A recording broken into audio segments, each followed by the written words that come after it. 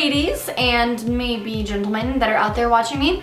Today I am teaching you guys the basics of teasing. I've had so many people ask about teasing, and sometimes I feel like there's certain things that I just do that I don't think that I'm doing or think about doing, but you guys want to know the basics of it. So I am doing a video all about teasing.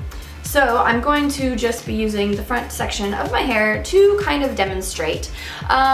So there are two combs that you can use for teasing, or two combs that I use for teasing. This is just a fine-toothed rat tail comb, and this is a teasing brush that also has a rat tail. Both of these ends are good for parting hair in between teasing. I tend to use this one more for teasing and this one more for smoothing, but it's totally up to you. They also make combs that look just like this, except in between the teeth there's little spiky things. They almost look like little pine trees, and those little spiky things are meant to grip your hair as you're teasing. If you have a hard time teasing hair, those are definitely more for you. But basically what you do when you tease, you want to take pretty small sections and you want to take fairly even sections. So you're gonna separate out your sections. You can pin whatever back that you are not teasing. And then you're going to brush the hair straight up and just comb backwards. They call this back combing. So if you want a really nice tight tease at the root of the hair, you can just tease down there. If you want a big voluminous tease, you can start at the top of the hair, and that will give you hair that literally sticks straight up. But if you just want to give your base a little bit of a tease, like if you're doing victory rolls or doing something where you're just trying to secure bobby pins into the tease, you can just tease the base, and then that'll be less damaging than teasing the whole amount of hair. See? Didn't take much teasing to get it to stick straight up. It's totally in the tools that you have and how tight you tease. So for those of you gals that have, oh my gosh, I can't even handle my hair right now. For those of you gals that have a hard time using just a brush alone, there's a couple of tricks that you can do to help in the teasing process. The one major thing is to not tease on really clean or freshly blow-dried hair, because the follicle of your hair is going to be so smooth, especially if you use like a leave-in conditioner or a gloss spray or any of that, that's going to smooth your hair out further. You actually want there to be a little bit of hold in the root of your hair, which is what the grease in your hair is going to do if you have day-old dirty hair. So there are a few products you can buy that will help in this process. My favorite thing is actually this powder play by Big Sexy Hair. And this stuff is a volumizing and texturizing powder. It just looks kind of like baby powder. Doesn't really have a smell to it. It's got the strangest texture ever, and it's really hard to explain.